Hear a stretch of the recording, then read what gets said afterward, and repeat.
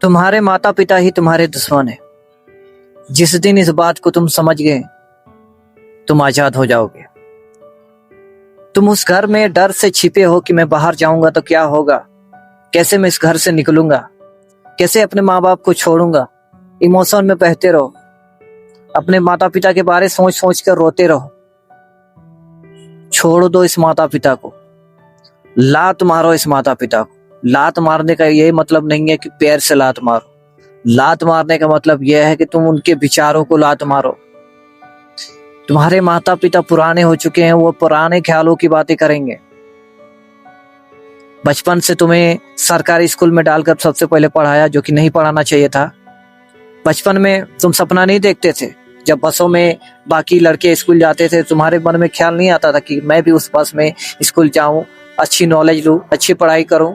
अगर तुम उस बस में स्कूल जाते तो शायद तुम ज्यादा इंग्लिश बोल पाते। मैं आज भी इंग्लिश से डरता हूँ। इंग्लिश लैंग्वेज से मुझे डर लगता है। क्यों? क्योंकि मैंने सरकारी स्कूल में पढ़ाई की है। अगर मैं अच्छे स्कूल में पढ़ाई करता तो आज मेरा इंग्लिश बहुत अच्छा रहता।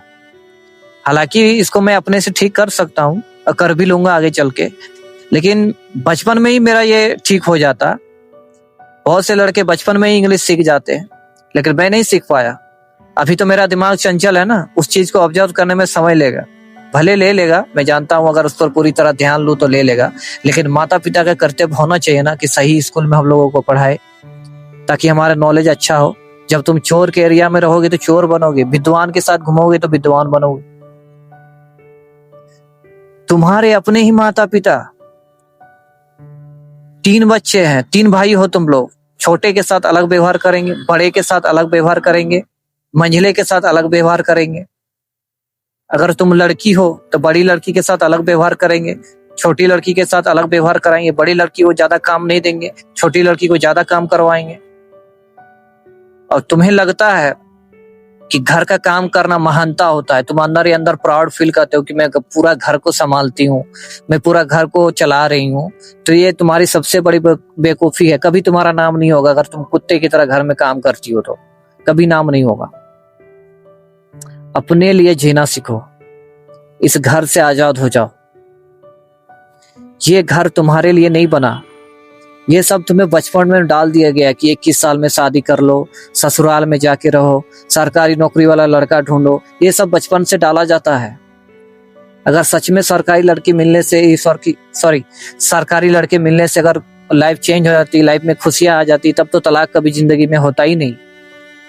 शादीशुदा लड़कों लड़कियों को देखो जाकर, कैसी हालत है उनकी, अपने लाइफ से परेशान है। कई कई लड़कियां मैं ऐसे देखता हूँ कि शादी से पहले कितना सुंदर दिखती थी और शादी के 1 साल बाद पहचान में नहीं आ रही। क्या हालत हो गई इसकी? कैसे जगह शादी दे दिया माता पिता?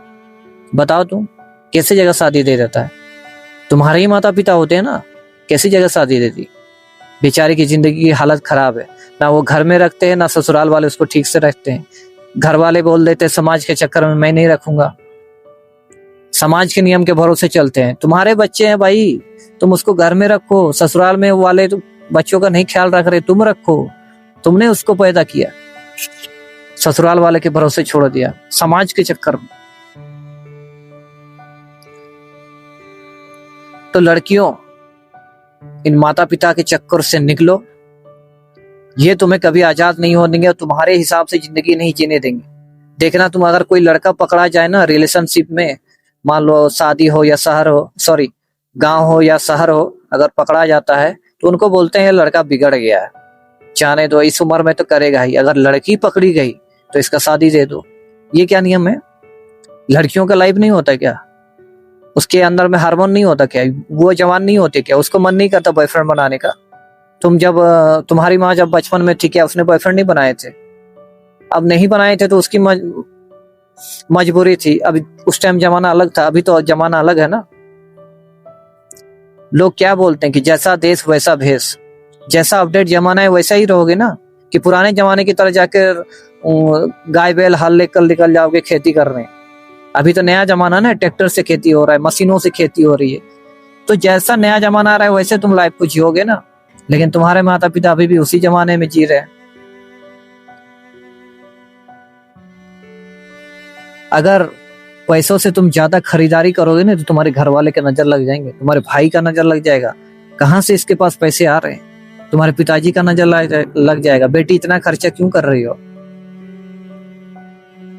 परेशान रहोगे लाइफ से, और इस घर से तुम कभी आजाद नहीं हो सकते हो, बल्कि ऐसे ससुराल में ले जाकर तुमको डाल देंगे, तुम वहां से कभी निकल नहीं पाओगे। और क्या गारंटी है, तुम अरेंज मैरिज करोगे, क्या गारंटी वो ससुराल वाले तुम्हें हमेशा खुश रखेंगे, वो पति तुम्हें हमेशा खुश रखेगा, कभी छोड़ेगा नहीं, कोई गारंटी है क्या। तो भाई और मेरी बहन, जो कोई भी ये वीडियो देख रहा है, माता पिता को सर पे मत चढ़ाओ और उनके गुलाम मत बन जाओ, और उनके अनुसार हर बात को मत चलो, वरना एक दिन पछताओगे। उसके अनुसार कोई सब्जेक्ट मत लो पढ़ने के लिए, उसके अनुसार पढ़ाई मत करो, उसके अनुसार इंजीनियर मत बनो, कुछ अलग बनो।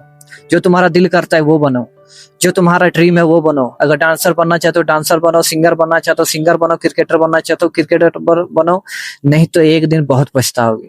ये जिंदगी एक बार मिली है, बार बार नहीं मिलेगी, एक ही बार मिली है, बार बार मिली है, इसका सही इस्तेमाल कर लो और जिंदगी को अपनी तरीके से जी लो। बस वीडियो को यहीं पर खत्म करूंगा, मिलेंगे नेक्स्ट वीडियो में, तब तक के लिए बाय बाय। अगर आप लोग की लाइफ में कुछ ऐसा गड़बड़ चल रहा है तो मुझे कमेंट सेक्शन में बता सकते हो, अगर मुझे कोई सॉल्यूशन मिलेगा तो आप लोग को बता दूंगा या फिर उस पर वीडियो बना दूंगा। जय